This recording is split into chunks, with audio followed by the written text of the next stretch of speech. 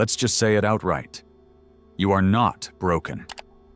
What's happening is that you've been in a place for too long that wasn't made for souls like yours. And no, this is not cheap consolation. It's a damn sentence. You've been told that depression is weakness, that it's a failure, a flaw, a symptom that something inside you doesn't work. But what if it were the opposite?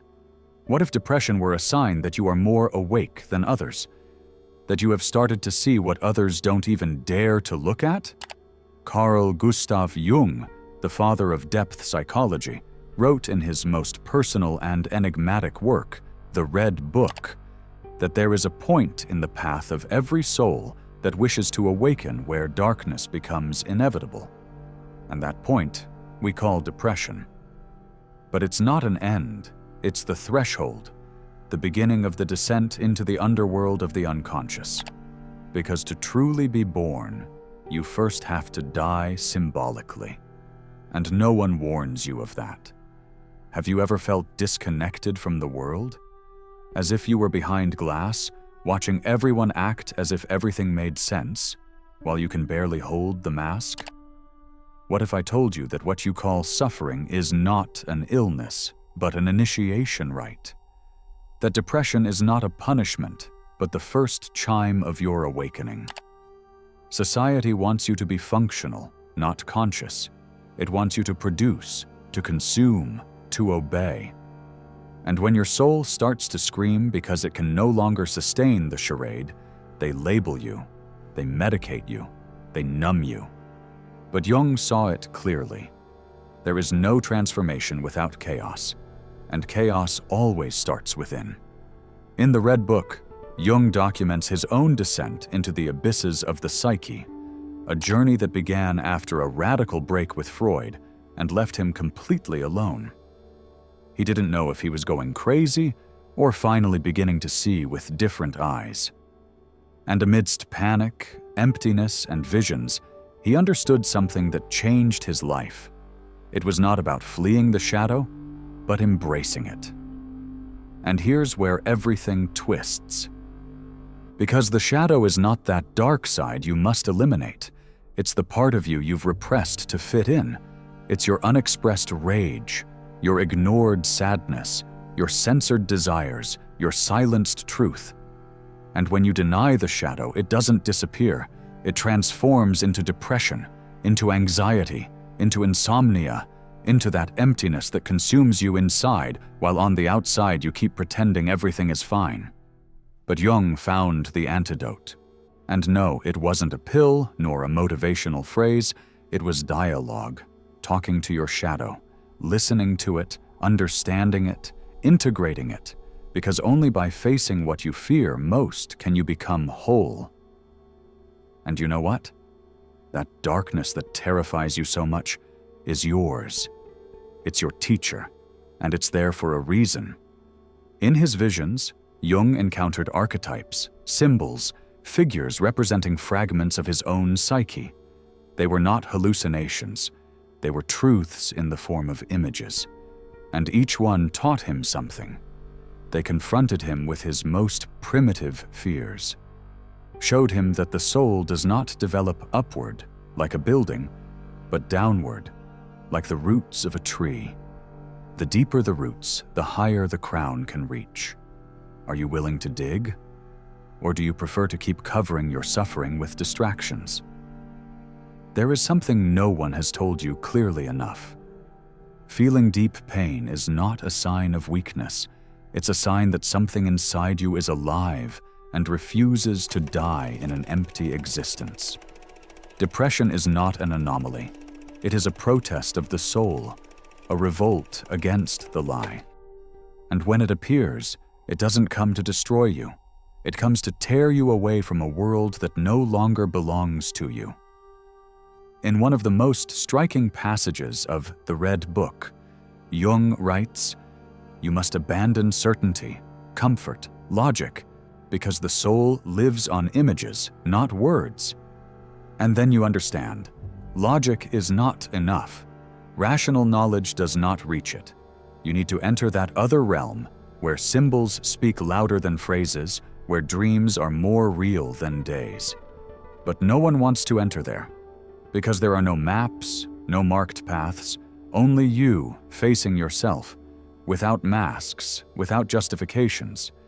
And that, my friend, is scary. It causes panic, because we've been taught to live outwardly, to build an identity that pleases others. And when depression comes, it destroys everything. And that, believe it or not, is a blessing. It is the moment when all that is false falls away, when you can no longer pretend, when the superficial becomes unbearable. And then the miracle happens.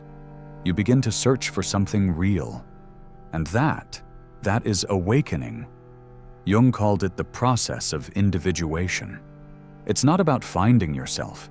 It's about creating yourself from the pieces, from the ruins, from the darkness.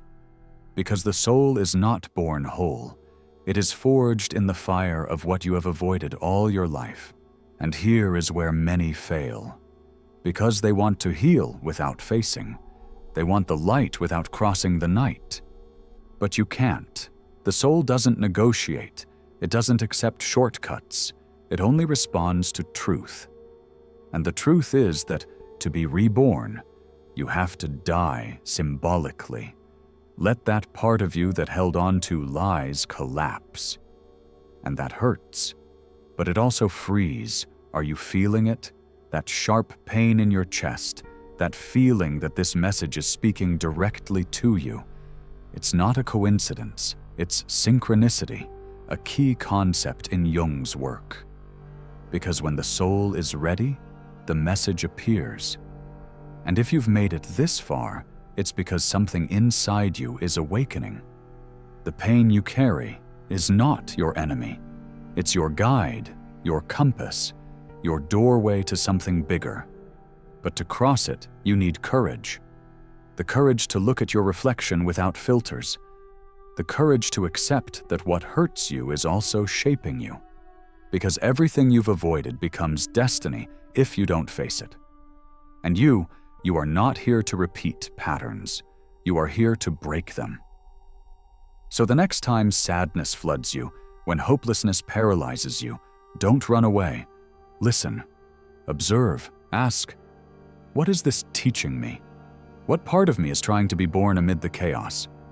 Because darkness is not the end. It's the womb of your next self.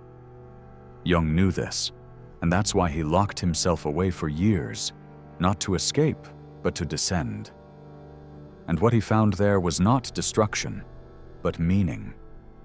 He understood that the human soul is not understood through formulas, but through symbols, that every crisis is a door, and every shadow, if you dare to walk with it, leads you to a part of yourself you had lost. The Red Book is not just a book, it's a map, not toward happiness, but toward wholeness. Because Jung didn't promise happy endings. He promised something more valuable: integrity, coherence, the union of your lights and your shadows. And that, even though it hurts, is the only thing that truly heals. So yes, depression can be the beginning of your awakening. But not because you must suffer, but because you have stopped lying to yourself. Because the disguise no longer fits. Because the emptiness is screaming to you that there is something more. And you, even if you don't know it yet, have already begun to seek it. Don't stop. Allow yourself to fall.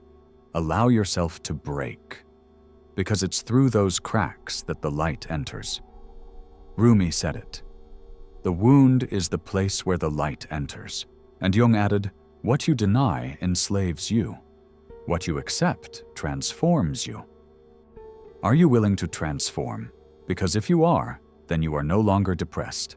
You are awakening, and that is the most important journey you will ever undertake. You are not alone. You never were. The darkness you feel is not the end.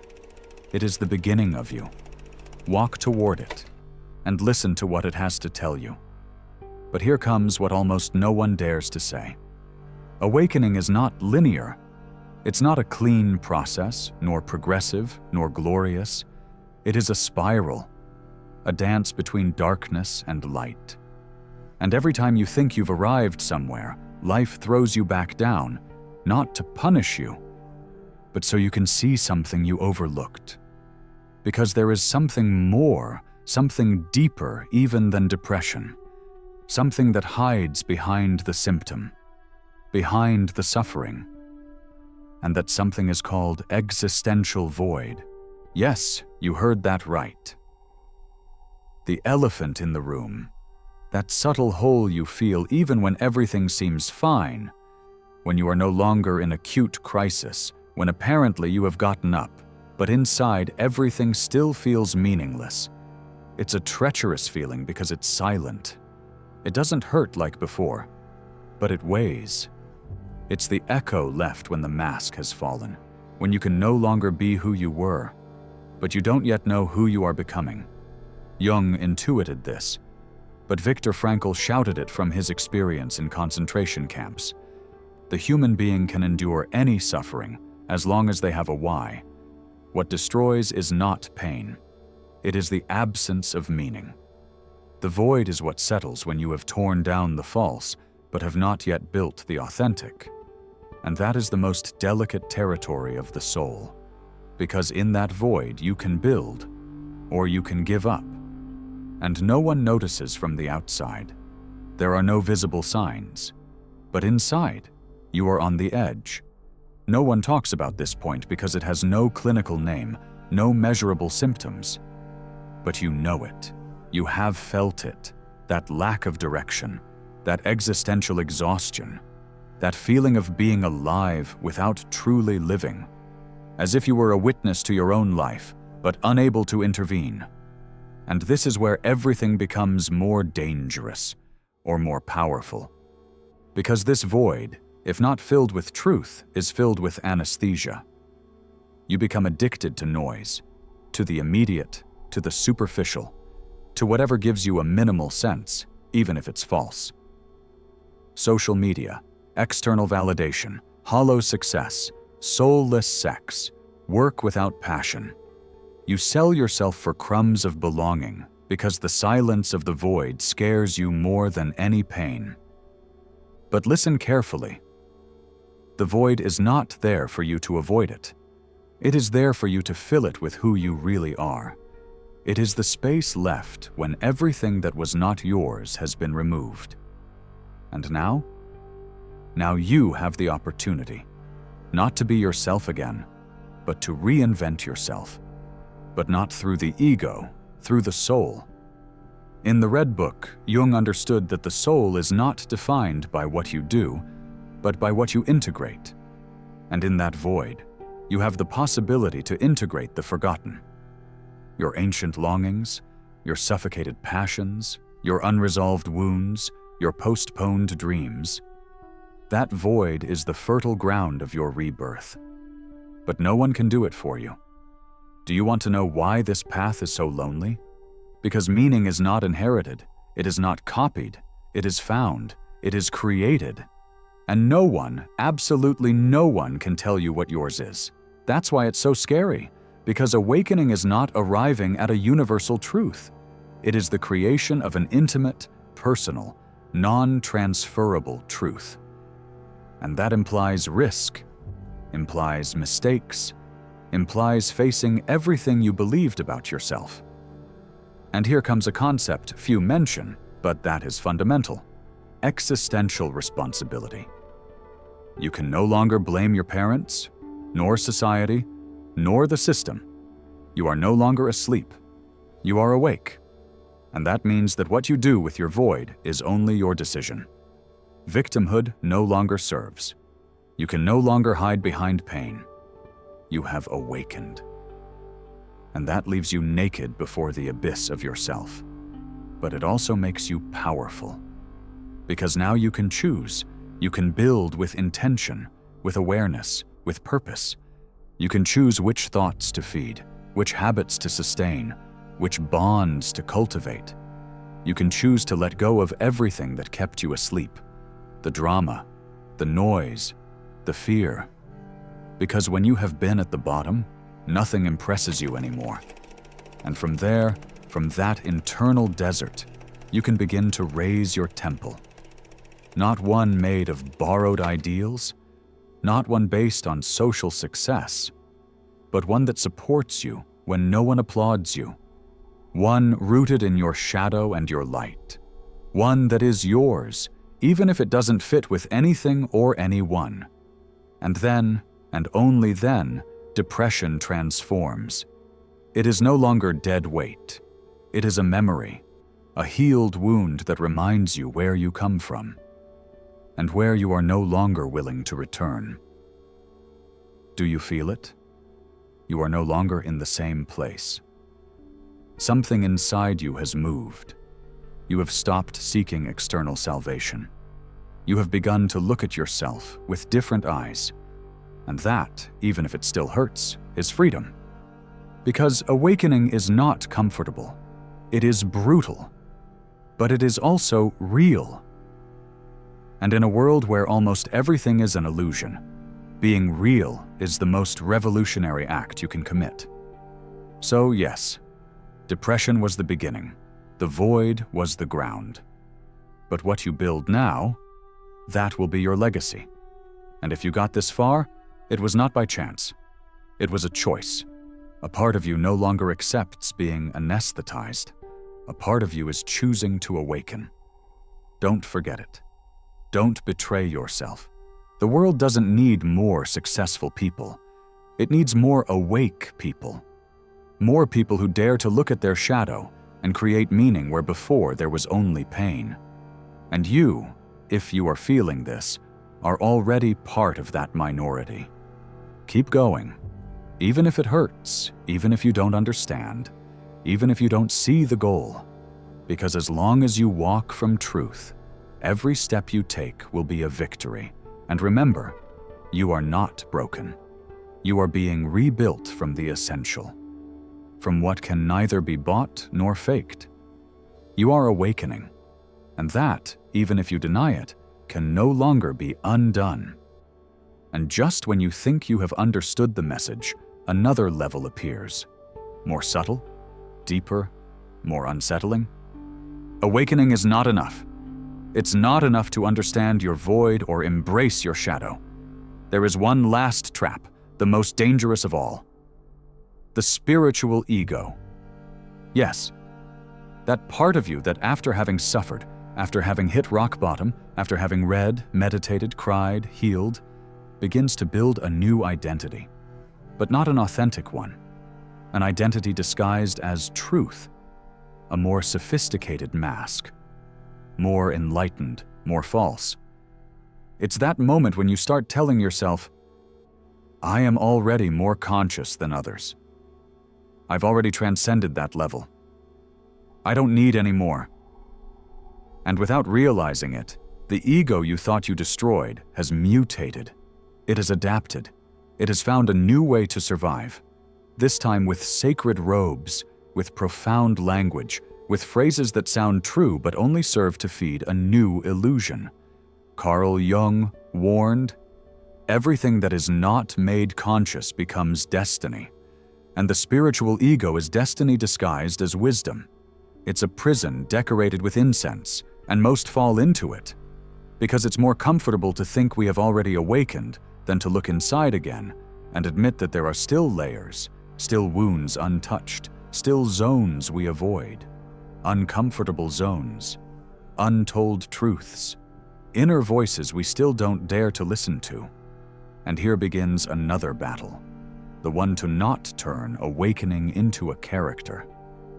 Because awakening is not a goal, it is a constant practice of honesty.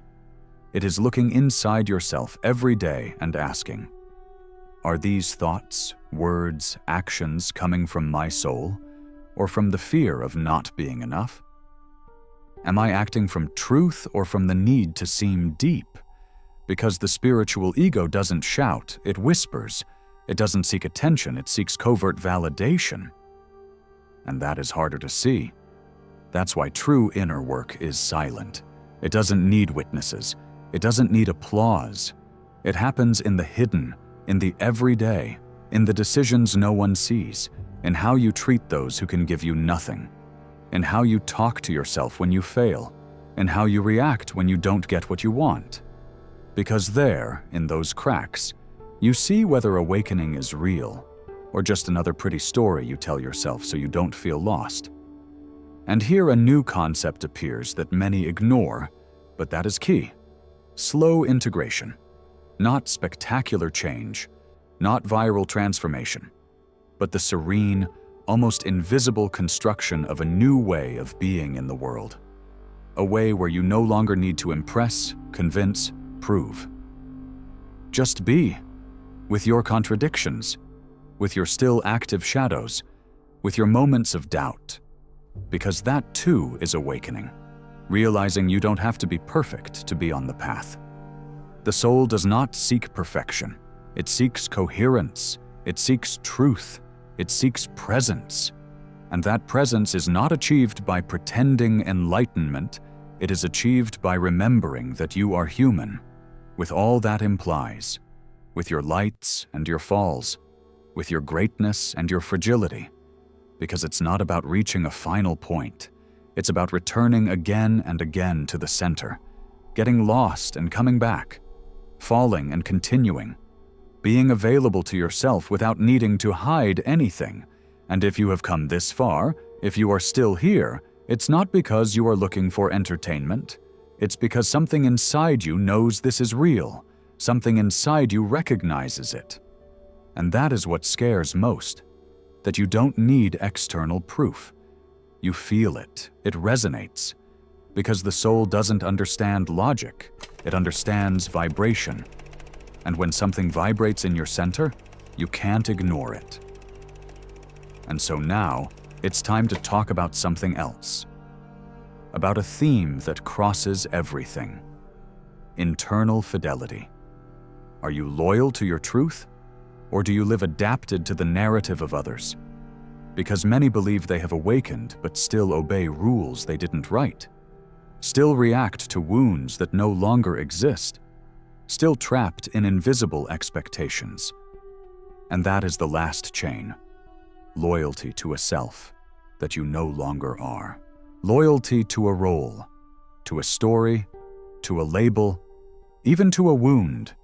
Because pain also becomes identity. Have you noticed? There are people who, after suffering, define themselves through their trauma. They turn it into a flag, into a shield, into an excuse, and they don't let it go because deep down, they don't know who they would be without it. But you are not your trauma. You are not your story. You are not your diagnosis. You are what you do with all that. You are the consciousness that decides every day whether to stay in the character or start writing a new page. Because there is no sadder fate than someone who had the chance to change and chose not to out of fear of losing themselves. And that is what happens when awakening doesn't turn into action, when it stays in theory. In words, in pretty posts, the soul gets frustrated, and life shakes you again. It tears away everything that is not real, again and again, until you finally decide to walk, not from the idea, but from commitment. And what is that commitment? To be radically faithful to yourself, even if you don't fit in, even if you disappoint, even if you lose. Because if you're not willing to lose everything that you are not, you will never discover who you could become. So here we are, talking about depression, the void, the spiritual ego, internal fidelity. And it may seem like a lot, it may seem abstract, but really, it all boils down to one thing: going home. To that place inside you where you don't need to pretend, where you don't have to prove anything, where you simply are. And there, right there, true freedom begins. Not when everything is fine, not when you have completely healed, but when, even amid chaos, you can say with brutal honesty, I am on my path. And that is sacred. And just when it seems everything has been said, the quietest and most powerful moment appears, that instant when you stop searching for answers. that second when you understand that not everything is resolved, that there are questions that don't need answers, but presence. Because sometimes, truth is not revealed. It is simply held. Have you realized you have been running away from yourself for years? Trying to fill a silence that really just wanted to be heard.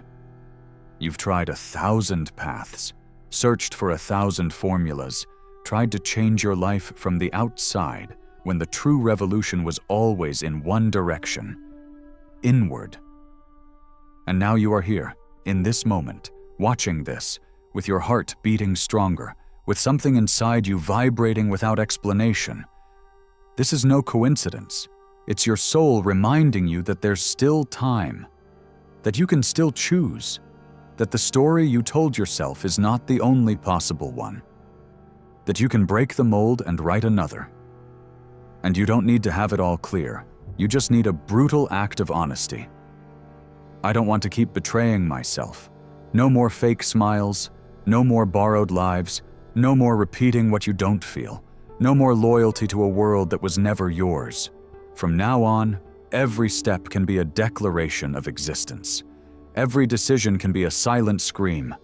I am here, I am me, and I have finally come back to myself. Because this is not just another video, this is a mirror. And you know it, you feel it. Something in you is moved. And no, it's not a cheap emotion nor a self-help phrase. It's real. It's so real it scares you. Because if this is true, then you can no longer pretend to be asleep. You can't go back. You've seen too much. You've felt too much. You've awakened a part of yourself that will no longer be silenced. And now comes the most important part. Are you going to do something with this or let it pass as just another video? Because if you have gotten this far, you are no longer the same. Something inside you has broken. But not from pain. It has broken like shells break, to give way to something new, to something that has always been there, waiting for your soul to say, it's time. So I tell you with all the rawness and love possible, don't wait to be ready. Don't wait for the pain to stop. Don't wait to have it all clear. Start scared, start broken, start confused, but start. Because the world doesn't need perfect versions of you. It needs authentic versions. It needs what you are when you stop lying. And if this video touched you, if something stirred inside you, I want you to leave a sign. Not for me, for you, to remember this moment, to have it recorded. Leave in the comments the phrase, I am coming back to myself. Let this space fill with souls that are awakening. Don't be afraid to write it. It's not a confession, it's a declaration. And if this resonated with you, subscribe. Not out of obligation, not for the algorithm. Do it to remind yourself that you are on a path. That this channel will be an anchor point every time the noise of the world tries to numb you again. You don't come here for entertainment. You come here to remember. And now, yes, I say goodbye. But not with a pretty phrase. I leave you with a doubt that, if it accompanies you, will change everything. What if everything you've lived so far wasn't a fall, but the impulse before the leap? See you at the top of your shadow, or at the bottom where you will finally decide to rise. Until then, may the noise of the world not make you forget the voice that burns inside you. Turn this off, but don't turn yourself off.